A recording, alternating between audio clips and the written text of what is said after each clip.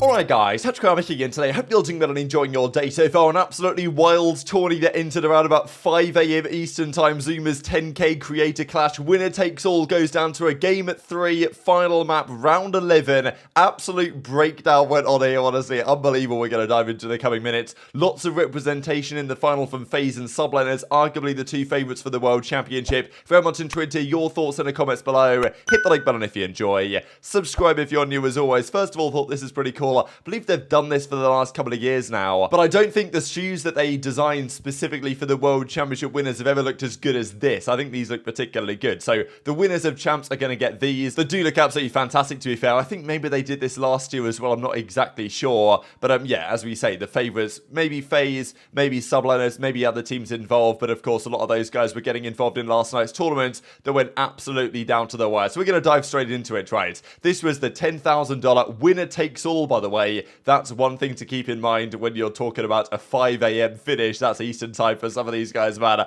I feel bad for everyone that was involved in this that had to go that late, especially the losers of the tournament. If you win, it's fair enough.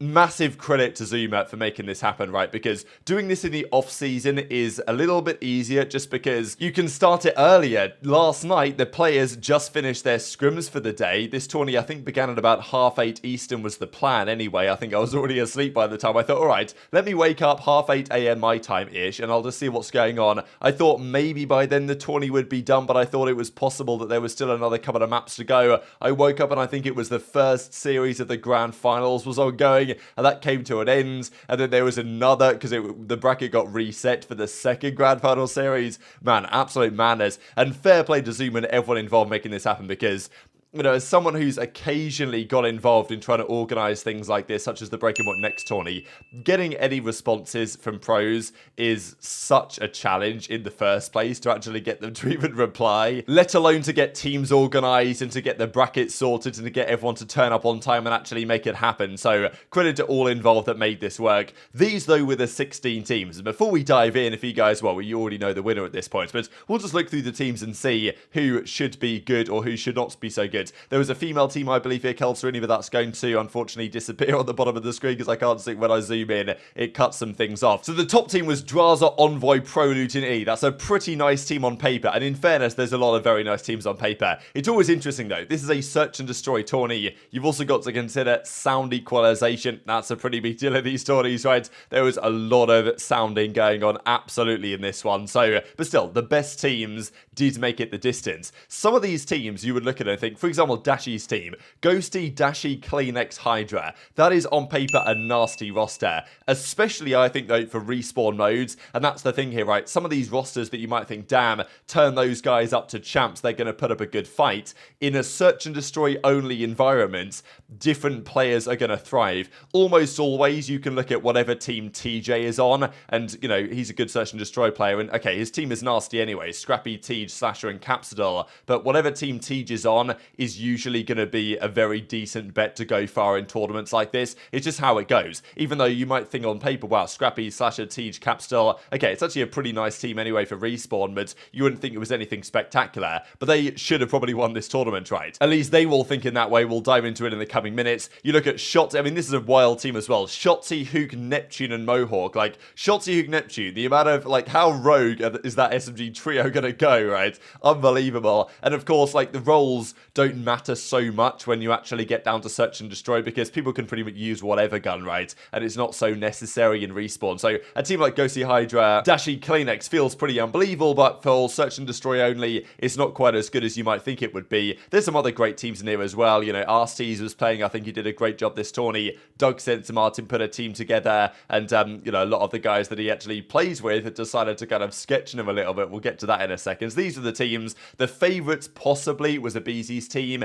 and they did deliver on this. I mean, look at this team, is nasty as well. Skies, Cellium as your ARs, aBeZy, Kismet as your subs. I mean, it pretty much is a great mix of the FaZe and the subliners roster that are very good, and we'll get down to that in the coming minutes. There were some hilarious moments here actually from Doug. So he kills his teammate with a stun for some reason, and then, you know, I mean, he had a bit of a double kill, a bit of a disaster from Doug actually, but whatever. They still managed to win this map here. $10,000 winner takes all. Loads of people playing in this one, and yeah, unfortunately for Doug, they go down in this particular round. He nades his teammate and takes him down and then loses the 1v2, unfortunately. But they did end up winning this series because, as he says, my team left me for Parasite because Shawnee, Snoopy, Kremp, guys that Doug has very recently played with, went to team with Haggy. He then made a different team with Johnny, and then, as he says, absolutely slammed them GG's, moving on to round 2. So fantastic tweet from Doug, and this was the scoreboard there, right? 6-5 in the end here. Actually, Doug was a very happy man after he took down those guys, absolutely slammed them GG's, comedy stuff. There was also this from Shawnee, so eventually Arcitys and co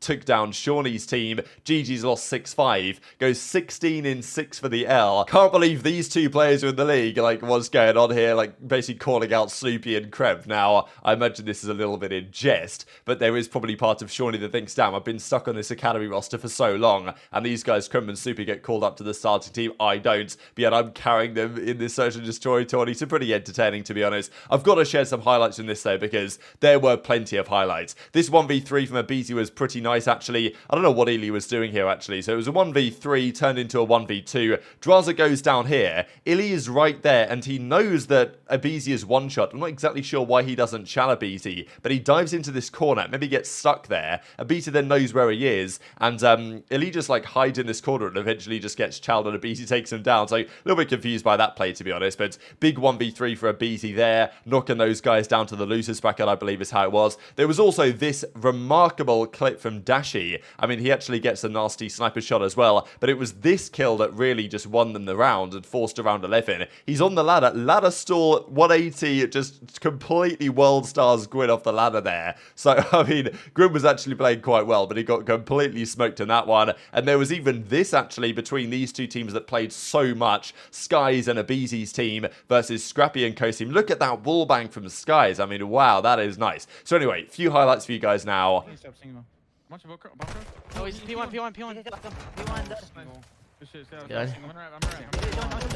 Nice, good job. 2v2. How did MC kill him? What the? Yeah, it looks so weird, but... Was back A side, like stage. He's on top of... Oh my god. Last guy stage. Oh! What the? Okay. Yo. Oh my, that was disgusting. You are gross. Oh my god.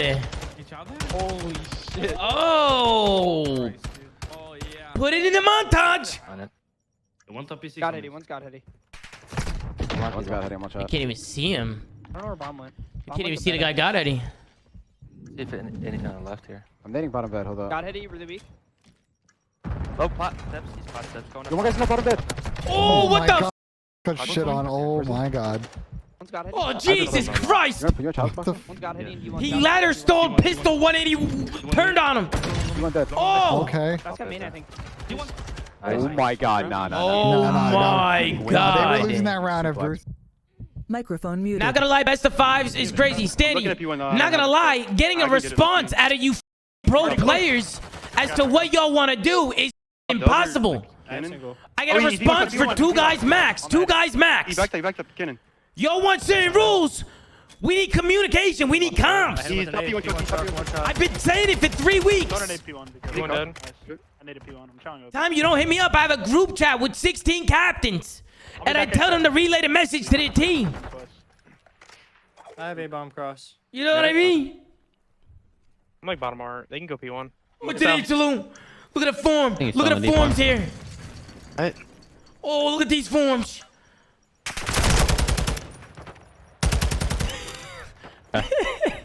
Damn, I got that kill. Yo.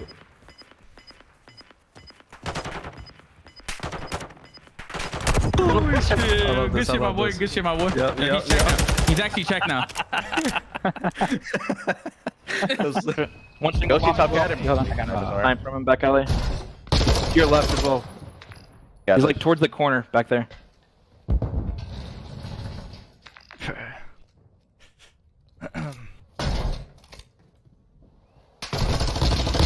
Nice. One sniping, he might be right now, but look for CleanX there. Nice Dashy sniper.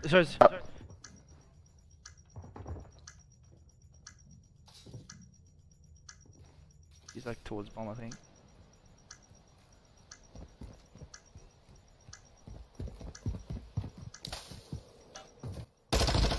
Nice! Let's go, What let's the? go. What the? 1v4. What the fuck? Take those? Good shit. Jesus, what the? 1 kill away from being James Bond. Okay. And now you actually are James Bond.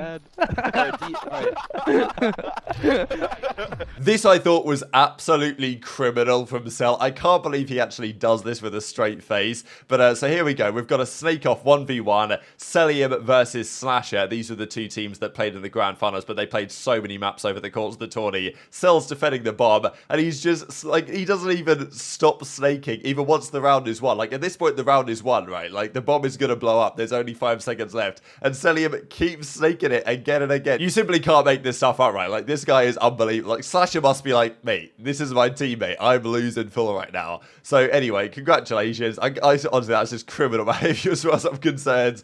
But fair play, right? I mean, he goes on to win the tourney. So this was the bracket that they came up with at the start. I don't know how rigged this was, just because, you know, Doug versus the guys he played, it was pretty, you know, perfect, right, in some ways. This was how it started out. This is how it progressed, actually. So aBeZy's team took down Methods & Co. They then took down iLLeY in that series we saw with the 1v3. They then took down Scrappy's team 3-1. They did a best of 5 at this point, before then realizing that best of 5s were not quite going to cut it from a time perspective. When you've got a lot of teams in this tourney starting at 8:30 p.m. Eastern, it's going to go late. That's how it goes. I thought this was going to go to probably 4 a.m. It went to 5 a.m. So, you know, fair play. Shotzzy's team took down Arcitys & Co. They moved on. And then if we look at the losers bracket here, we have a few early departees, Pred's team, and then they went down to iLLeY & Co. actually. So that was an interesting series between Dashy's team and Pred's team, because Mack had a 1v4, which is pretty insane. So maybe he's kept his spot in Seattle for another year with that one. But Dashy's team got the job done in the end. They did go down, though, eventually in losers round 2. Just best of 1s going on here so they can actually get through the tournament. And yeah, so Scrappy & Co., after going down to team aBeZy, they made the losers bracket run. I believe that Doug made a comment early on. He was like, yeah, Scrappy's team is either going to win, or it's basically one of those two teams that's going to win. They 3-0'd Shotzzy's team as well. Shotzzy's team eventually went down 2-1 to Scrappy & Co. in the losers bracket finals, and then they had a back-to-back grand finals, and this hasn't fully updated yet, but we'll see what happened in a second, where Scrappy & Co. won the first set 2-1, reset the bracket, and then went for another best of 3. They went up 1-0 in that second best of 3, so this is TJ, SlasheR, Scrappy, and Capsidel.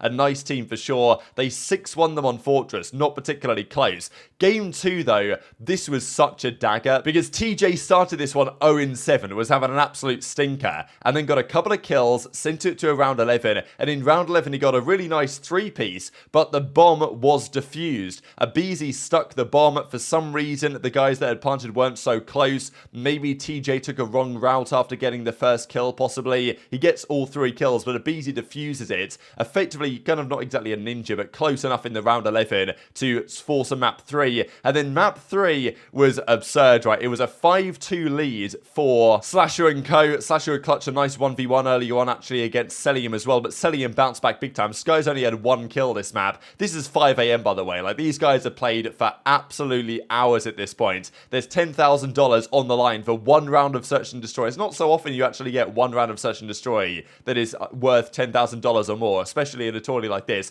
Capstil's laying down here and just gets absolutely smoked by, I mean, look at this kill that aBeZy gets. That was, I mean, aBeZy was already on a 5 spree at that point, was making massive plays, calls in his streak, gets another one. aBeZy and Cellium just won them the game, and I mean, look, SlasheR must be fuming because those are his teammates, but in some way he'll think, you know what, fair play, the boys are peaking at the right time for champs. But yeah, a 5-2 choke is kind of unacceptable, and in the end, Cellium goes 15-7, aBeZy goes 10-7 for the dub, almost 2k damage for Cell. So yeah, fair play, and that's job done. To as SlasheR says, playing until 5 a.m. to go round 11 on Mikado without a trophy, I am in hell. So that is pure pain for those guys. I feel especially bad because it is a winner takes all. They played for like 8 or 9 hours to finish at 5 a.m. and not win anything. But I mean, look, it's good practice in some respects. And the guys that made it to the final, okay, Capsule's not a chance, TJ's not a chance, but outside of that, Scrappy, SlasheR, 2 guys from Subliners, 2 guys from FaZe. Pretty interesting how that goes. And aBeZy, again, the standout from my perspective, even though Cellium did have a massive Game 5 performance. So that's going to do it for today. Very much intrigued to your thoughts in the comments below. Hit the like button if you enjoyed. Subscribe if you're new. Take care, and I'll see you next time.